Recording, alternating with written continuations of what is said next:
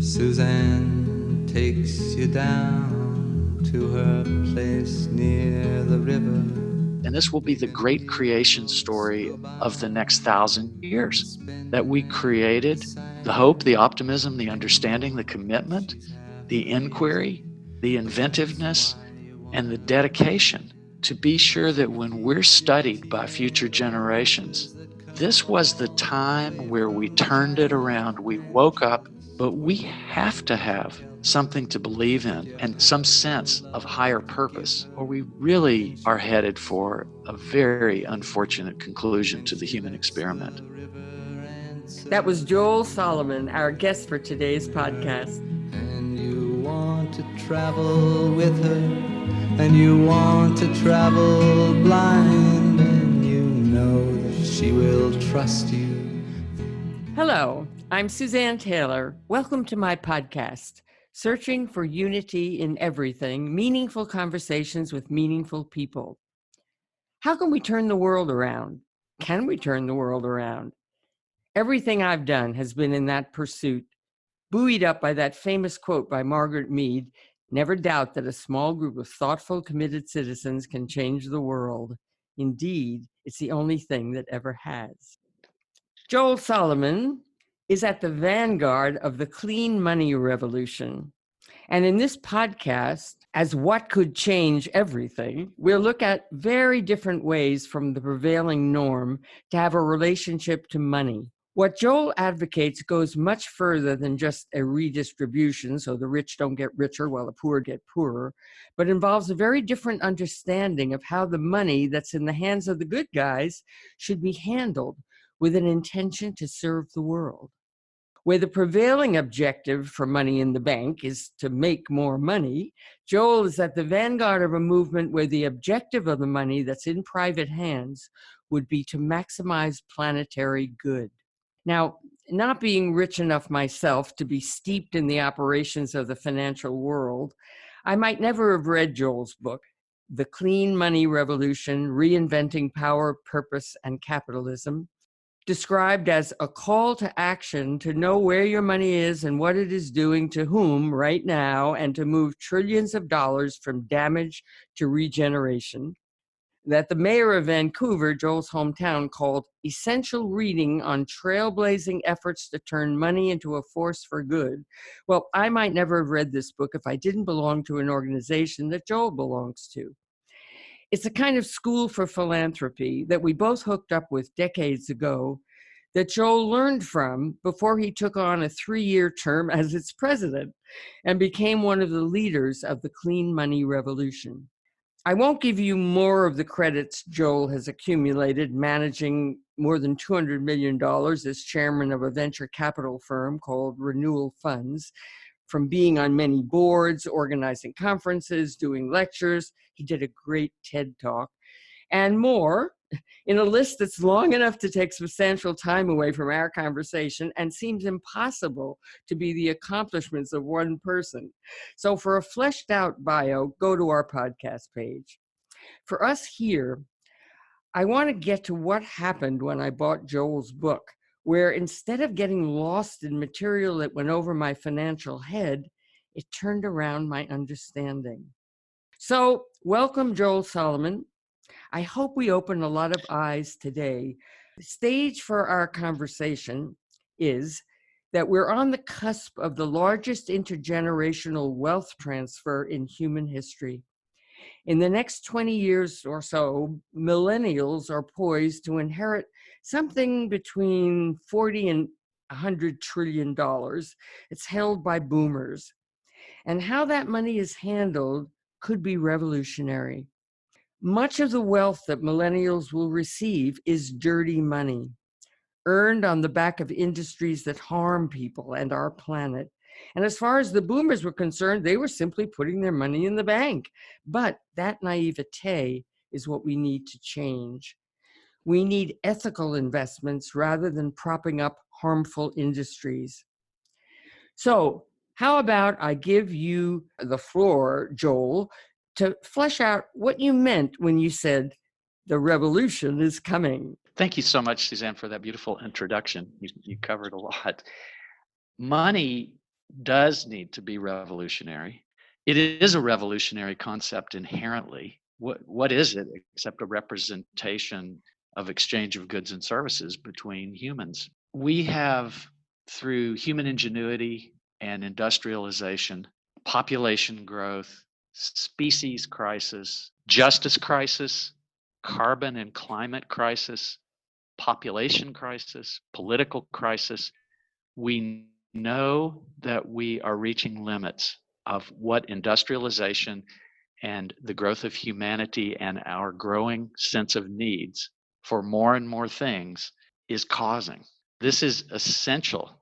We have to turn the world around, and everyone is the good guys if we just wake up and take responsibility. We can be the good guys. So the clean money revolution is really about taking responsibility for the fact that our name is on our money. When the money comes to us, we make choices with it. There's first, how did it come to us? And do we feel good about that? Secondly, whether we're going to purchase things at the store, we're going to put money in a bank, we're going to put it in a retirement fund, give it to a wealth manager. Whatever we're doing with money, there's a trail behind it, and it's connected to people and places on the planet. We've been given a pass card on that understanding, but because of the severity of what we're heading into, we now need to rethink that, take new responsibility, and see that every penny does less harm and more good. I call it a revolution because it is going to take a mobilization of society. It will need to be global. I think that we actually need a spiritual evolution in our understanding of what money is, where it comes from, and what it does.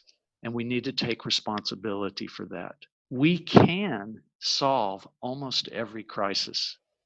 We just have to have our consciousness and our commitments aligned. We need a revolutionary intention to make a safe, clean, fair, long-term future for everyone that's going to follow us. Well, let's flesh out now what you are saying. My new understanding, I have a certain amount of extra money. I have a money manager. I have not the faintest idea what my money manager does with that money. It never occurred to me that I should be interested in that. What I'm interested in is, how's it doing?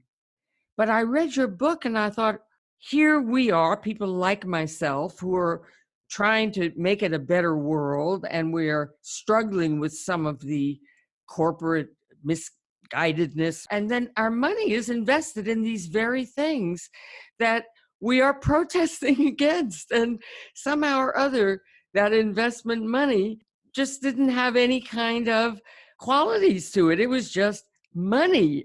But wait a minute. It wasn't just money, it's propping up the system that I'm trying to change. That was such a basic, simple, kind of revelatory perspective that I got from reading your book. And that's really at the heart of your clean money, what you're talking about. In other words, your money should be invested in things that you believe in, right? That's right. And you're not alone.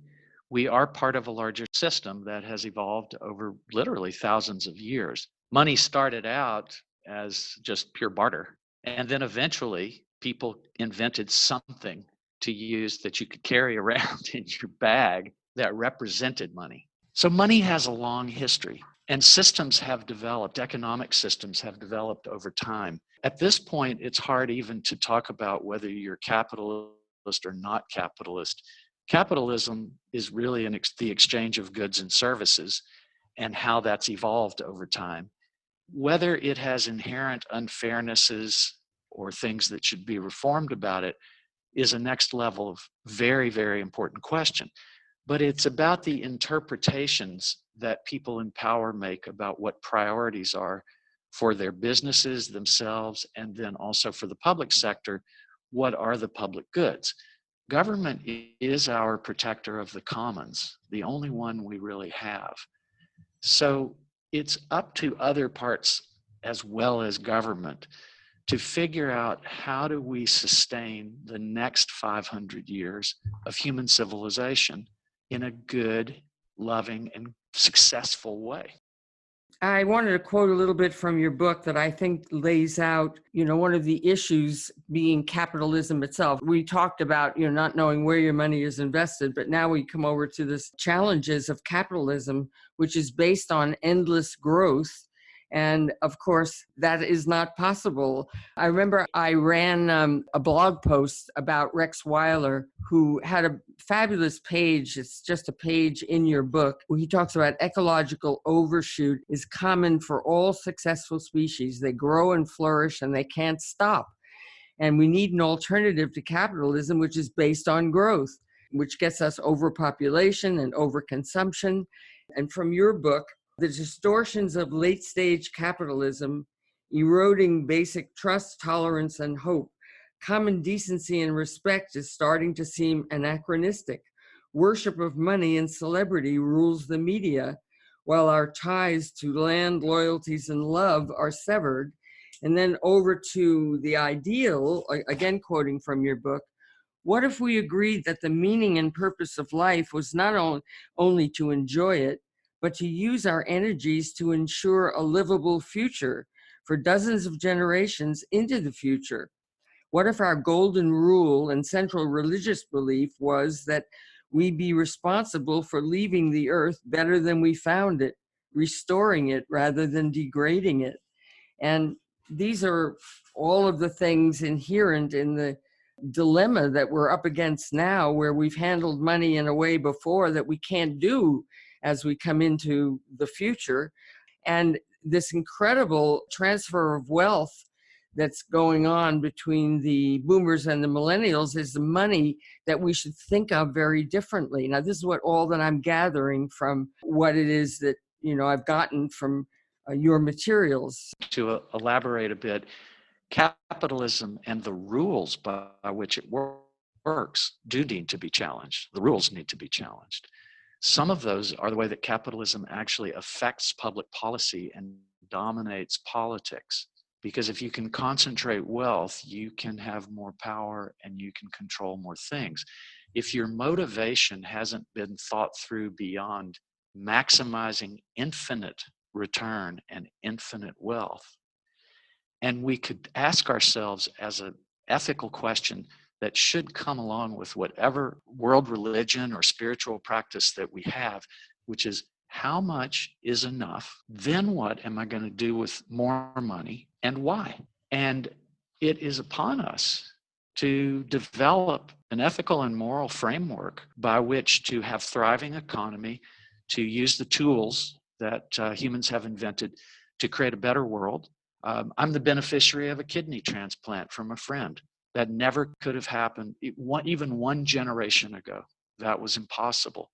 We create many wonders, and we are hugely ingenious. There are a lot of ways. This is an important part of this message, which is the transfer of energy from fossil fuels to renewable, the built environment, from leaky and wasteful and poor use of toxic materials and things like that, to green buildings. Transportation shifts into mass transit and autonomous vehicles that are much more efficient. Pretty much every single part of society now is going to go through transformation economically because of the reasons we've talked about here on this interview. We can make money, we can be capitalists. As you probably picked up from the introduction, I'm a mission venture capitalist. That was something that I committed to because I wanted to invest in solutions for myself, solutions as myself. And then over time, I got so excited about what the possibilities were that colleagues and myself got together and created an investment fund for other people to put their money in. The rules of that financial world require that to be higher net worth people. There are other kinds of products now becoming available for all of us, small amounts of money as well. And by 10 years from now, with the rise of the next generation, we're going to probably have at our fingertips many, many options both to know what our wealth manager's portfolio means and to know about alternatives that we can use: small money, medium money, large money. That's coming. So let's get on board now and start asking questions to our wealth manager, to our bank, the lawyers and accountants, and ask them how they can serve us to have our money in things that we actually believe in, while still maintaining the goals and necessities we need to do. I want to read another little thing from your book that it speaks to what you're speaking about now. In contrast to the rules as I understood them, and most generally were understood about money, and you're challenging or changing the old ideas being, we don't talk about money, we maximize profit, and we don't touch the principle. So this stuff is just divorced from us, distant from us. We're expecting somebody else to make it grow, and it's not doing anything to serve anyone. Here's a little quote, another quote from your book. Fiduciary responsibility has traditionally meant making the highest return for owners, exclusive of the damage such investments cause. That mindset must be reinvented. It must change to include the long-term health of the whole planet. Anything else is a form of blindness and insanity. It is not just imprudent to make extra money by poisoning water, people, or future generations. It's immoral and should be illegal. These pools of capital must begin moving 50, 75, 100% of their endowments and assets into the emerging clean economy. I mean, you make that case really so beautifully. Everybody should read this book. Not only acquire a whole different understanding and perspective on money, but your own personal story, Joel, is woven into it so that it's not observing this money situation in the world as some objective thing, but we see you learning yourself and coming into more consciousness, and we go on your ride with you, and we become much wiser for having read this. So, Joel, you talk about doing this consciously, this different way to perceive and handle money, and you talk about it providing enough money to handle the biggest problems in the world, like global warming and poverty and what have you. How do we end up in a better financial position, let alone a better moral position, when we're following your precepts? Where to start? I want to make the point again about we've been kind of trained to think that government is foolhardy and wastes all of our money and is just feathering people's pockets. Of course, we need honest government with integrity, but we do need the regulator. Humans on our own are not going to necessarily determine what is communally good behavior. And talk about, you can dump toxic waste into the river and kill somebody downstream slowly through cancer or something. Right now, all of that is not well enough regulated. We have a taxation system which continues to better support people like myself who don't need to have additional wealth and who can afford to take care of contributing into the larger system. I'm proud to pay my taxes. Yes, I take advantage of the tax laws as they are written because I'm happy to have capital to deploy on things directly that I care about.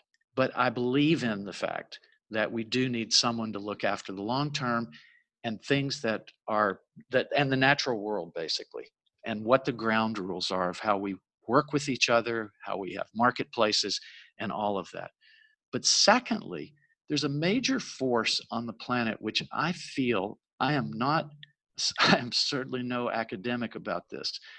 But when I look at the major global religions, I feel that they're letting us down in not giving us a clear framework about how much is enough, what's the purpose of life, and what are we supposed to do with money and about it, rather in addition to just giving our 10%.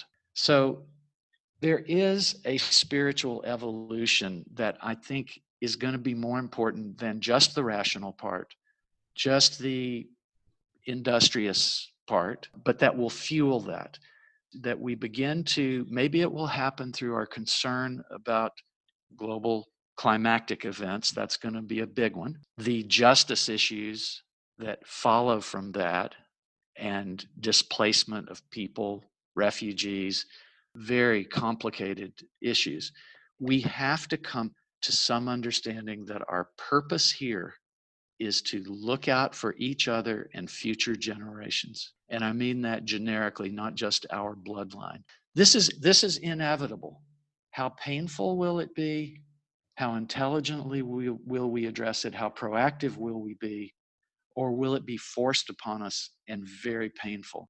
I hope for the former. Well, you're speaking my, basic language here. We've got to have a shift of consciousness to where we care about each other as much as we care about ourselves. And that's really all that I'm focused on. How do we bring that about? I mean, once you have a different understanding, you do everything differently. I love in some of your materials, I heard you talk about being a billionaire of doing good deeds instead of just being proud to have your $1 billion in the bank. A billionaire of love, of meaning, and of purpose is better than owning $1 billion.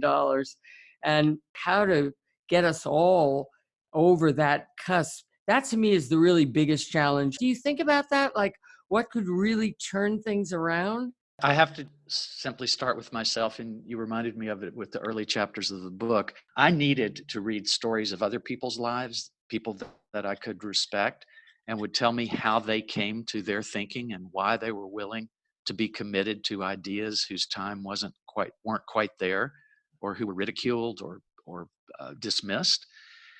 And I saw so many models of people who had changed the world in a positive way through through the truth of their spirit and their caring.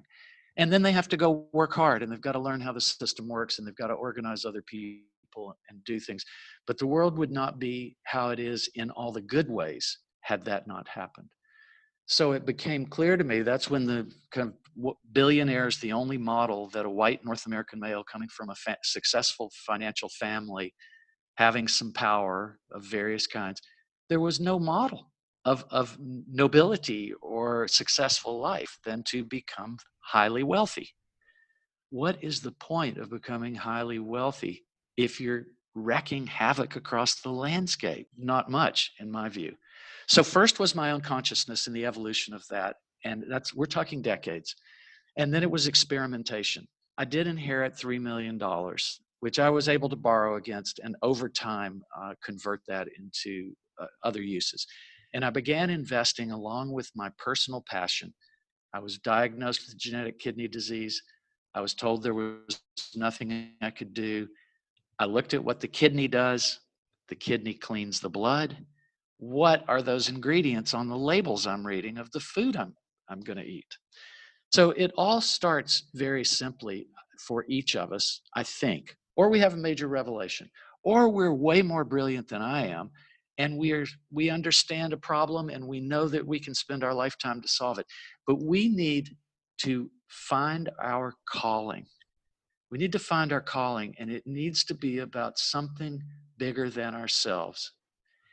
So what's going to happen that is going to change the situation is that more information appears to be waking up more young people.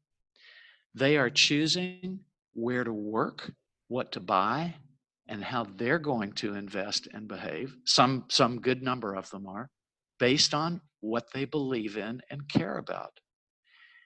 They're getting scared right now. What our generation and those before us have left in place now is brilliant in its creativity and industriousness and its capacity to extract and turn things into things we can use in our life and all of that.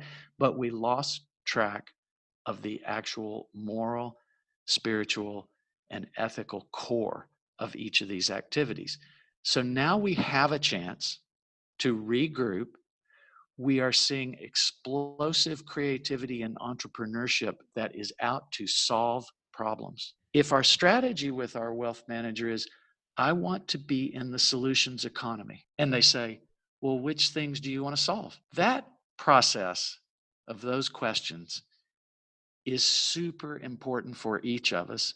And then to do as communities of us, wherever that shows up in our lives, to create companies that are based on those principles and to develop an ethic that we pass on, we proselytize, we plea, and encourage people to take this seriously and to feel empowered that every single action matters.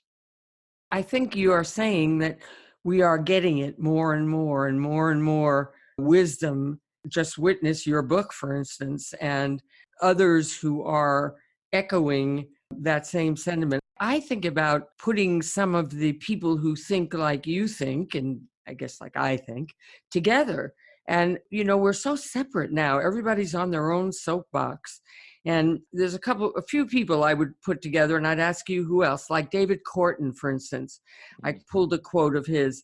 Our most prestigious universities continue to teach economic principles now known to be driving humanity to self-extinction. And economics for the 21st century will guide us from an economy that empowers corporations in the service of money to an economy that empowers people in the service of life. Now, everything David Corton says echoes that wisdom. Every time I come across David Corton, I think, oh, yes, that's one of, he's one of us. And John Fullerton, who used to be a managing director at JP Morgan, sort of the enemy, I guess, maybe that's a little harsh, but whatever, the corporate world. And now he's running Capital Institute, a collaborative working to explore and affect the economic transition to a more just, regenerative, and thus sustainable way of living on this earth through the transformation of finance.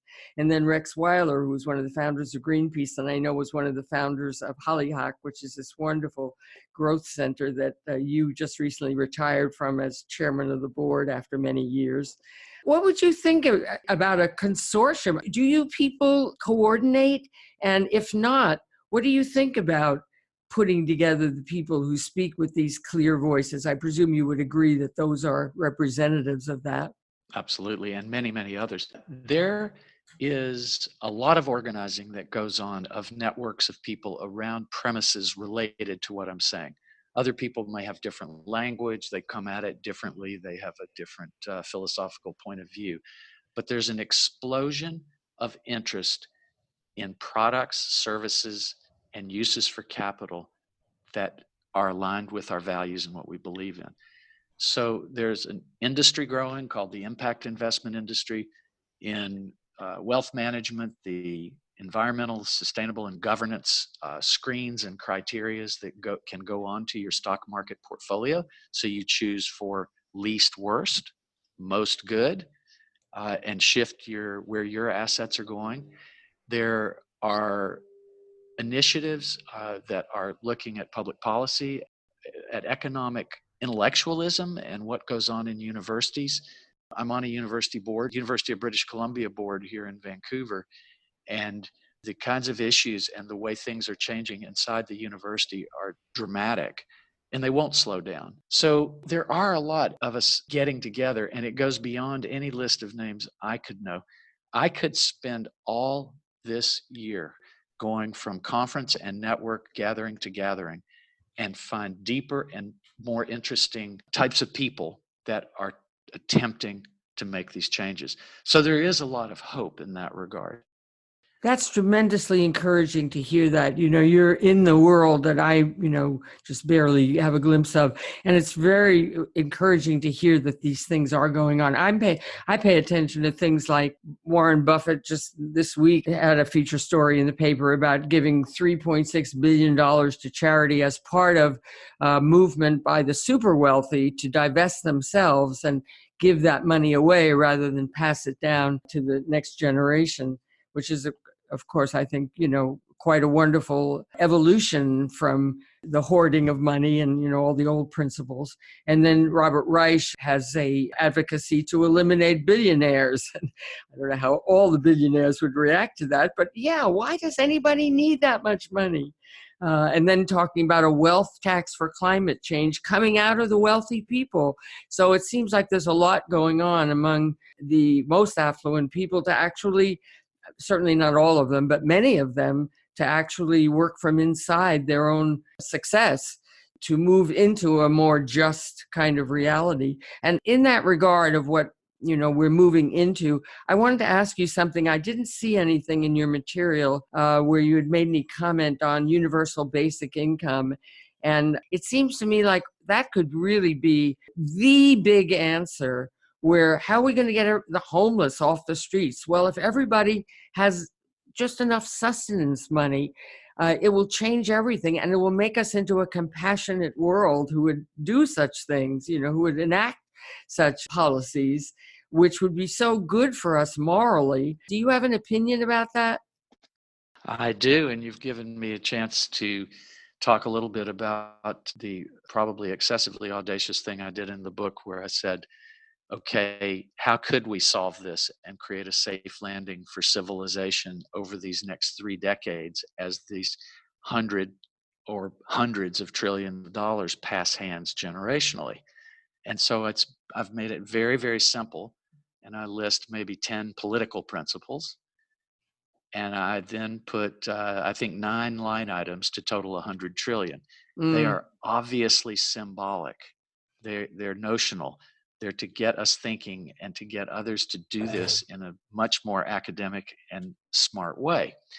But one of those is guaranteed basic income, guaranteed minimum income, housing, social safety net, health, education, welfare, housing, and a basic income are things that we now are smart enough to do. We may not be able to flip a switch and do it across the entire planet immediately, but we can start building those models.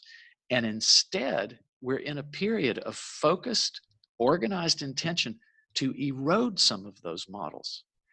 So it is the best of times, it's the worst of times. We must stay alert and vigilant. We must ignore politics at our peril. We have to get involved, and we have to take responsibility for our own actions and choices. And if we're going to make $1 billion, we better really show off with how much good we can do.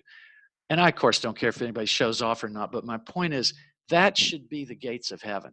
What did we do with whatever privileges, power, and influence we had? Not, it's impressive that we had it. That's not so impressive. What did we do with it? What are we going to do with it right now? Because I really do think that taxation is the key driver that government is given to work with. There are taxation, then regulation. And if taxation were simply designed to be more fair without the part added that says, we who are the elite who know how to make industry work should be given less taxes. And those who simply go out and work hard should pay the bulk of the taxes. I don't think that's very smart. And so I'd probably start there if I had to pick one thing. I think we need to mobilize far beyond landing a person on the moon. We need to mobilize to solve climate. That is one of the most urgent issues of our day, and it is the urgent issue, and it touches on all these others. So each of us are going to have a viewpoint of what matters most and how to prioritize it. That starts to get interesting and creative and generative. And back to your point about putting great minds together, putting just great people together, and at every level of society. Academia should be doing it, government should be doing it, the corporate sector should be doing it. We all as individuals should be doing it so that our life makes the best, most generative contribution possible. And I think that's how you get to heaven. Oh, I couldn't agree more. Maybe even more so than the single policy of universal basic income, the whole idea of good minds getting together. It is amazing how people resist that now. They're so busy maintaining their little universes. I'm talking about the good people that are just too busy doing their thing. And is a very broad generalization, but by and large, there's a lot of resistance to coordinating. I don't know. These things just amaze me. Things that I think are fundamental and basic, and everybody would, of course, agree with that. And of course, they don't. So I don't know. The world's one strange place. One of the ideas that, by the way, that called to mind when you were speaking on my evolutionary idea was get an ad agency. Hey, we run by advertising. Get an ad agency to run a campaign. Whoever does the most good wins, rather than whoever has the most toys wins. I mean, something like that, just promote the idea that we should be generous, So anyway, just a little aside to tell you a little bit of my. I want to be in that race. That's an inspiring competition. Yes, absolutely. Well, I'm working on it. And I want to say that when I faced with a health issue and that I might not live very long and things like that, it became clear to me, if you think about your deathbed and you try to imagine thinking from your deathbed, and how do you want those that you care about to remember you? What was your contribution to society? Even sure, it's valuable to build a building for a university, a religion, a healthcare issue. That's important. But you can go very deep. If you actually have money put together with your creativity, you can go quite innovatively and deeply into solving problems. So let's figure out how to make that the competition. Who can solve the most problems? Who can leave the most good behind? Who can inspire the most children? Who can help us lift our humanity the best? Game on. I think this is really a very promising possibility of something to do that really could work. Let's switch over from talking about what you're doing in the world and what the world is doing. Let's get a little bit more idea about you and what made you who you are. I would also point people, we'll put up on our notes for the podcast to watch your TED Talk, TEDx Vancouver, because you started with what happened with your kidney and how that shaped you. And it was very, very moving of how this confront with your mortality actually brought you to this more responsible thinking about what in the world your life's all about, since it might be short. So it's very, very moving. It's a wonderful, wonderful TED Talk. So perhaps everybody who listens to this podcast will click on and watch your TED Talk. But aside from how that shaped you, which you've given us an idea of, do you have a sense of destiny for your life? I do. And I think that ought to be one of the key things we help guide, support, provide tools for our youngers to find that. I think of it often as my calling. Maybe they're the same.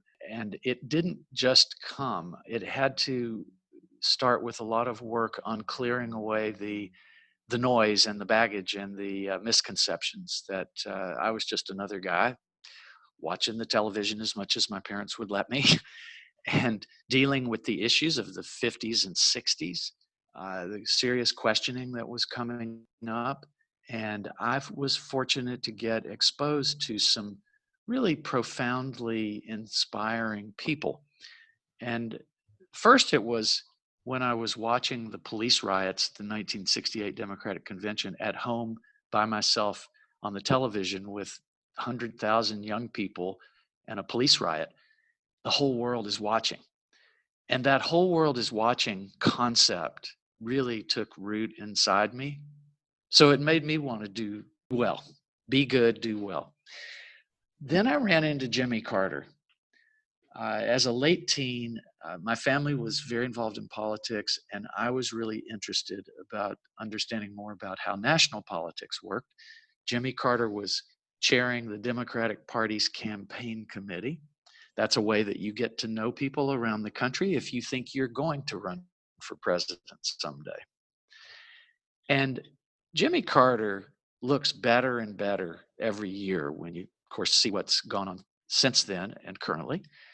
And what a decent, just basic, caring, and compassionate person he is, still writing books and sharing his wisdom. But I got to watch a one-term governor of Georgia decide that he wanted to be president of the United States and pull it off. That was phenomenal. Next, one of Rex Weiler's friends, a person who brought the Save the Whale campaign to Greenpeace, I ended up through a circumstance having an opportunity to caretake the Pacific Killer Whale Foundation, or Orca Lab, as it's known. And I spent several years, a lot of it isolated and alone as the caretaker, thinking about this largest brained mammal on the planet and being sure the tape recorders were on to hear their voices, because they were deciphering individual orcas and they were starting to break down the language patterns. So having time in wilderness, lots of time in silence, box loads of books to read and think about, and having teachers from the natural world, like orcas, and was a huge inspiration. And the man that I did that work for is still today devoted to saving this largest brained species on the planet. And actually, like Jimmy Carter, has made a lot of progress on it, though it's not solved yet. So it goes on from there. I would say a lot starts with my mother, who was a bit of a rebel to having to move to the South and become a corporate wife. She found her way first as an activist, might be too strong of a word, but someone who worked always diligently to pay attention to civic affairs and politics and to issues. But she gradually became an artistic photographer in her late 30s. And at 89 today, she is having shows and creating books. And I'm going to go with her take her on a photo shoot in Vancouver soon. But she always questioned things. And she didn't just question like negative, antagonistic. She actually thought about the questions and conveyed that to my sister Linda and I. And so that was a huge support and inspiration. I think a lot of people get put into molds and boxes without room to invent themselves. And so I was given that opportunity. Is there anything on your bucket list that you're specifically aiming for? So the bucket list is that some of what we've spoken about happens, and that we mobilize and we solve major problems of the planet, and that we don't have to move to Mars.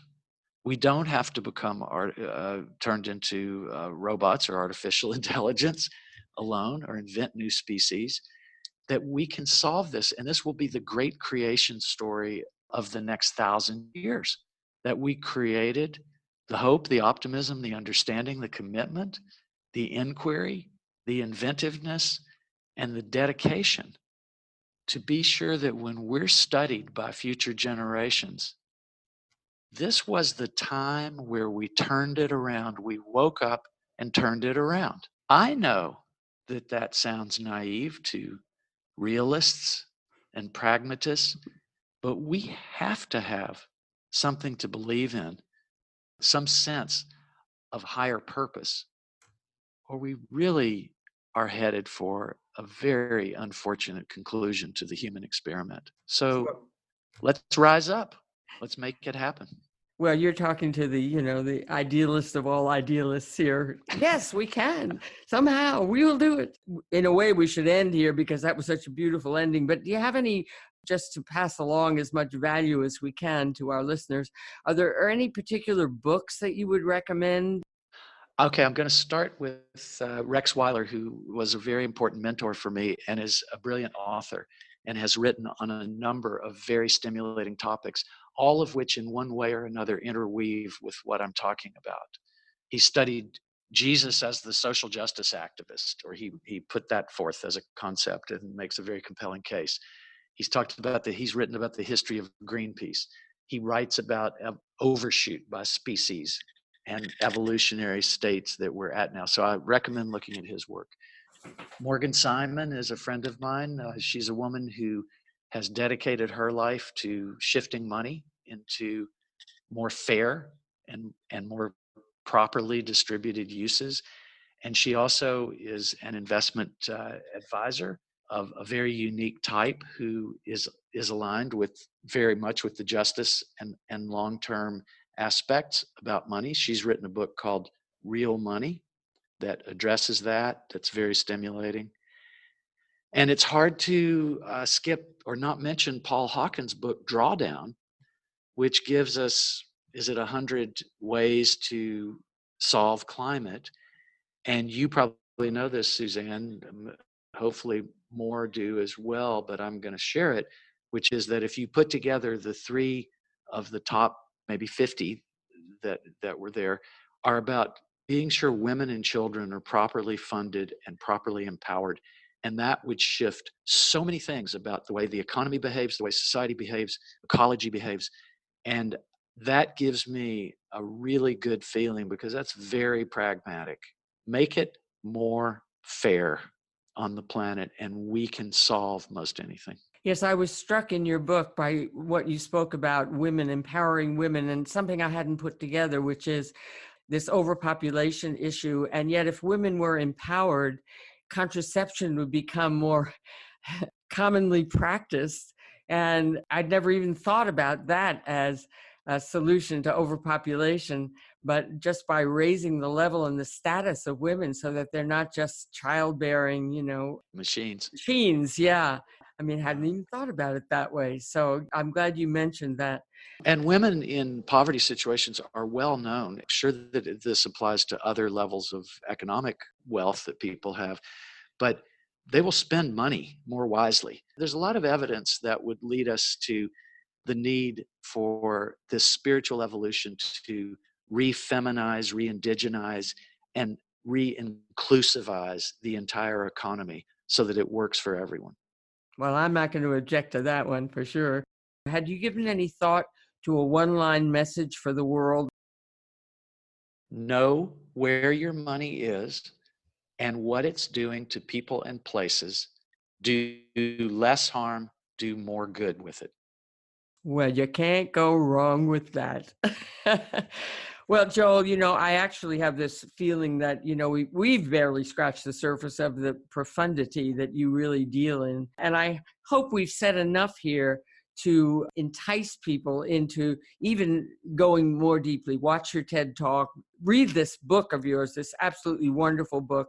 All of the material that we've talked about will be on our podcast page. Joel, it is such a pleasure to talk to you. I am so really happy that you are my friend as well as my guest here. Thank you so much for doing this podcast with me. It's been great to connect with you this way, and thank you for the opportunity to preach a little bit more. That was Joel Solomon, our guest for today's podcast. Now Suzanne takes your hand and she leads you to the river. So, dear listeners, thank you for tuning into this episode of Searching for Unity in Everything, Meaningful Conversations with Meaningful People. Do subscribe to our podcast so you don't miss any episodes, and check out suspeaks.org/podcast for notes about this one. To make any comments on this episode, go to our blog on suspeaks.org, where we made a post about this episode. How did you feel about what you heard? Did you learn anything? Or were you inspired to act in any new way? Or do you perhaps disagree with anything that was said? Also, while you're on our website, do explore and comment on some of the other content. There's a cup of consciousness for everyone. And you want to travel with her, and you want to travel blind, and you know you can trust her, for she's touched your perfect body with her mind.